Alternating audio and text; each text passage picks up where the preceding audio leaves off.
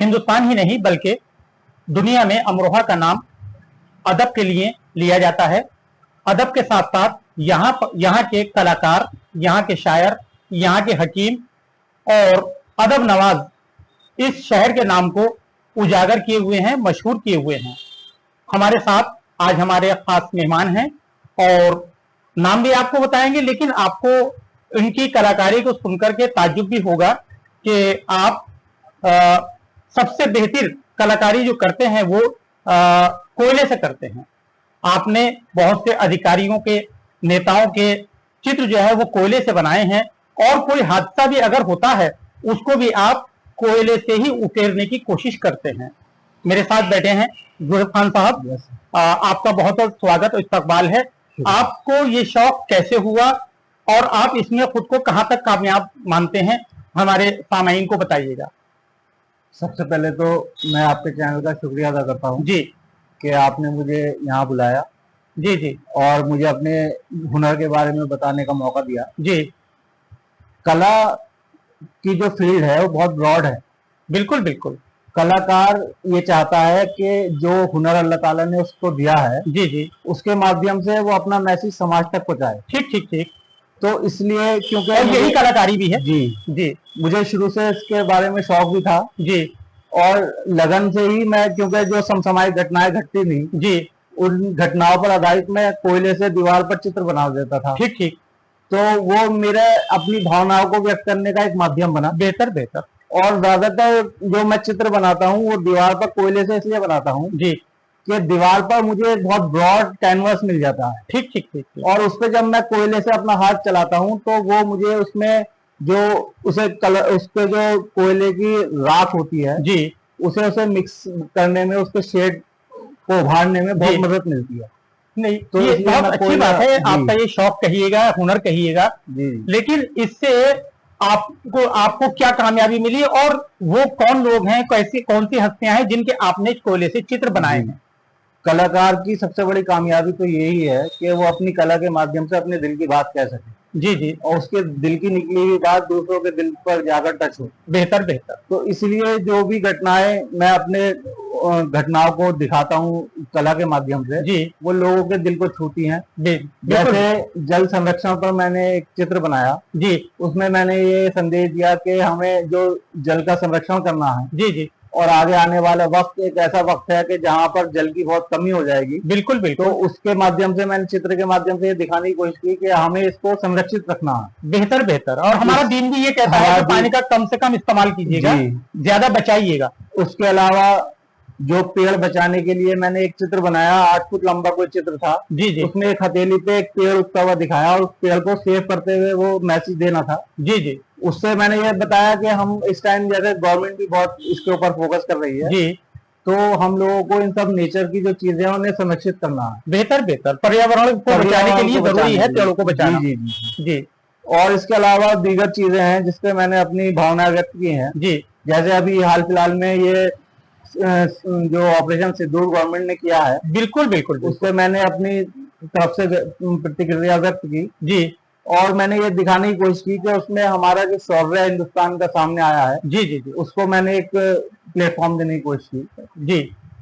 इसके अलावा भी बहुत सी चीजें हैं जो मैं वक्तन फवक्तन दिखाते रहता हूँ। आपको सबसे बेहतर अपनी जिंदगी में जो आपने ये कोयले से उकेरे हैं, जो आपने कलाकारी दिखाई है, वो सबसे बेहतर कौन सी कलाकारी आपकी रही आपकी नजर में? खुद सबसे बेहतर तो वही है कि जो आदमी अपना हर तस्वीर में 100% देना चाहता है। बिल्कुल बिल्कुल। सारी तस्वीरें उसके लिए अहम होती हैं जी, लेकिन कुछ तस्वीरें चुनिंदा ऐसी हैं कि जो ज्यादा लोगों को टच हुई।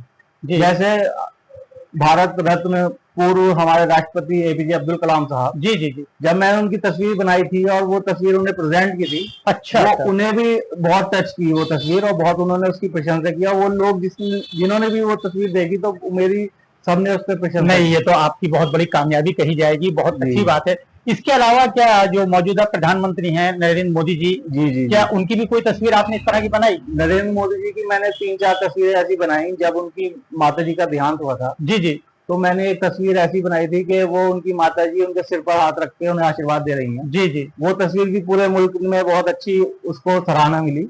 एक माँ और बेटे की जी, मोहब्बत। जी, उसमें एक इमोशनल टच उसमें था। जी जी। तो वो तस्वीर क्या वहां तक पहुंच पाई?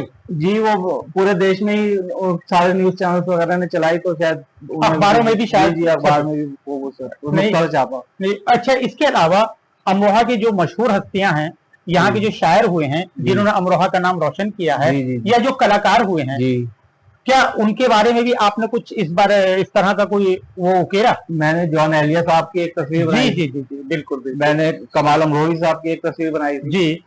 सादखान साहब तो खुद अपने आप में एक आर्टिस्ट, बहुत बिल्कुल बिल्कुल मशहूर मशहूर, उनकी मैंने तस्वीर बनाई थी। जी। बहुत सी अमरोहा तो खुद एक नायाब, एक ऐसी सरजमीन है जहाँ से नायाब हीरे निकलते हैं। जी जी बिल्कुल। उनकी काफी लोगों की मैंने तस्वीरें बनाई हैं। मैं एक सवाल ये करना चाहता हूँ साहब कि आपकी एजुकेशन कहाँ तक हुई, और आप इस शौक के अलावा क्या सर्विस भी करते हैं? मेरी एजुकेशन बीएससी एमएसडब्ल्यू है।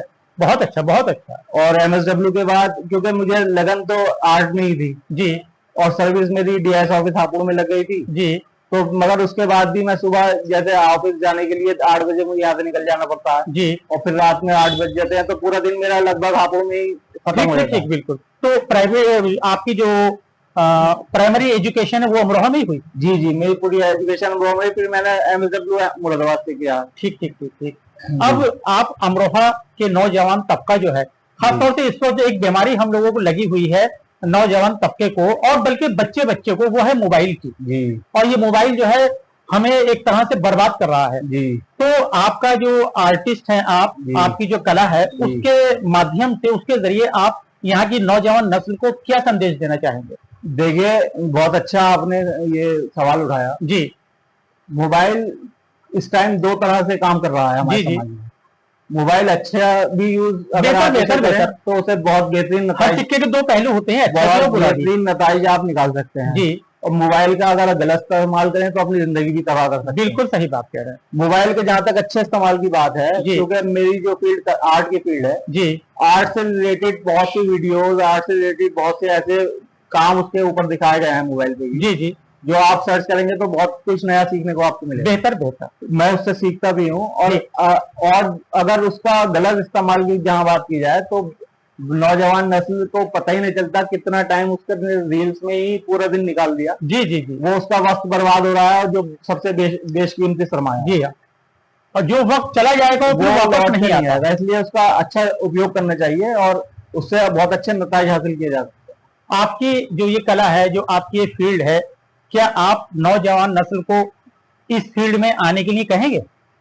देखिए, इस फील्ड में आने के लिए कहने की बात तो यहाँ तक है जी कि ये फील्ड ऐसी है, कला की जो भी फील्ड होगी, जी जी, वो ऐसी फील्ड होती है जब तक आदमी का खुद का उसमें रुचि ना हो, बेहतर तो वो उसमें आना ना आना उसका एक सा है।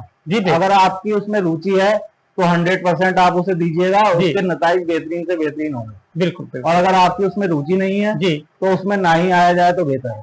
नहीं, सबसे बेहतर मेन चीज जो है उसमें रुचि का होना। जी जी। आपने हमसे बातचीत की, आपने हमें वक्त दिया, आपका बहुत बहुत शुक्रिया। बहुत बहुत शुक्रिया।